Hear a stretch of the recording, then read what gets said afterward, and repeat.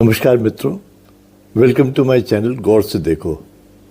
आज का थंबनेल देख के आई एम श्योर आपको थोड़ा डाउट तो हुआ होगा कि मैं मजाक कर रहा हूँ, पर नहीं मित्रों, मैं मजाक नहीं कर रहा हूँ।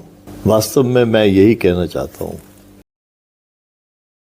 आइए मैं आपको कहानी सुनाता हूँ। सबसे पहले तो मेरे विचार से 22 जनवरी 2024 भारत के लिए एक इन्फ्लेक्शन पॉइंट है। भारत इसके पहले भी था, इसके बाद भी रहेगा, पर ये पॉइंट भारत को बदल देगा, ऐसा मेरा विचार है। पूरा भारत इस समय राममय है और आशा करनी चाहिए कि इस इवेंट का कुछ तो असर हमारे व्यवहार पर, हमारी सोच पर, हमारे आगे आने वाली पीढ़ियों के संस्कार पर अवश्य पड़ेगा। पर इसके लिए ये भी ज़रूरी होगा कि हम इस क्षण को भूलें नहीं, बार बार दोहरा के उसको जीवित रखें, तभी इसके परिणाम मिलेंगे। आज जब सनातन का चक्र ऊपर जा रहा है तो इस्लाम, जो हमारे देश का दूसरा सबसे बड़ा धर्म है, वो आज आके दोराहे पर खड़ा हो गया है।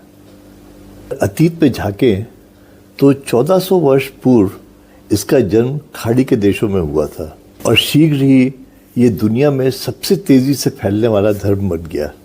इसके बनाने वालों को एहसास था कि ये दुनिया पुरुष प्रधान समाज है और इसीलिए उन्होंने इस धर्म को पुरुषों के दृष्टिकोण से बनाया। जहाँ स्त्रियाँ मूलतः पुरुषों के रहमो करम पे थीं, उनके उपयोग के लिए थीं या उनका ख़ानदान बढ़ाने का एक माध्यम थी, और चूंकि धर्म को हर हालत में बढ़ाना था, इसीलिए जीवन से अधिक महत्व मौत को दिया गया। और जीवन, उन्होंने कहा कि मौत के बाद शुरू होता है। मौत के बाद जन्नत मिलती है, जहाँ 72 हूरें होंगी, शहद और शराब की नदियाँ बहती होंगी, वगैरह वगैरह। वो सही भी थे, लोग इसी से आकर्षित हुए और इस्लाम सबसे तेज़ी से फैलने वाला धर्म बना। और देखें तो स्त्रियों के बुर्के की तरह ये धर्म भी 1400 साल ढका रहा।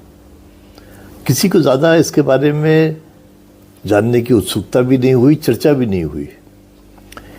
ये सिर्फ इंटरनेट के आने के बाद और सोशल मीडिया के बाद ये बुर्के से बाहर आया और इसके ऊपर चर्चा शुरू हुई। इसके पहले तो इसके ऊपर कोई भी सवाल पूछने से उत्तर सिर्फ सिर कलम करने से होता था। धर्म की सबसे ज़्यादा क्षति शिक्षा से हुई, क्योंकि शिक्षा से सवाल पूछने का सिलसिला शुरू होता है और सवाल के जवाब नहीं मिलते तो डाउट्स पैदा होते हैं। लोग प्रश्न पूछने लगे तो जन्नत की कल्पना ख़त्म हो गई। इस धर्म का जन्म सऊदी अरेबिया में हुआ था, जहाँ 20वीं सदी में कच्चे तेल के कारण ज़रूरत से ज़्यादा संपदा आ गई, ऐश्वर्य आ गया, जो उन्होंने इस धर्म के प्रचार में और इस धर्म की कट्टरता में लगा दिया। परंतु समय तो रुकता नहीं है, समय का पहिया घूमा। आज 70 साल में तेल में वो स्थिति नहीं रह गई जो आज से 70 साल पहले थी। ऊर्जा के दूसरे स्रोत सामने आ गए और उनको भी अब ये एहसास हुआ कि उन्होंने जो पहले जो किया था वो गलत था। आज वो उसको सुधार करने की कोशिश कर रहे हैं। सऊदी के राजा मोहम्मद बिन सलमान आज सबसे बड़े इस्लाम के सुधारक बन गए हैं। तो ऊर्जा के बदलाव ने इस्लाम में भी ये बदलाव लाया। इसीलिए मैं ये कह रहा था, सूर्यवंशी राजा राम के प्रताप से सौर ऊर्जा का विकास हुआ, जो खनिज तेल का विकल्प बना, जिससे खाड़ी देशों का प्रभाव घटा। वो इस्लाम में सुधार का मार्ग प्रशस्त हुआ। यह भारत के लिए एक अच्छी खबर है, क्योंकि इससे सनातन और इस्लाम, जो इस देश के दो अभिन्न अंग हैं, वो साथ साथ सौहार्द से रह सकेंगे, ऐसी मेरी आशा है। आपका क्या विचार है, अवश्य बताएं। Thanks for listening.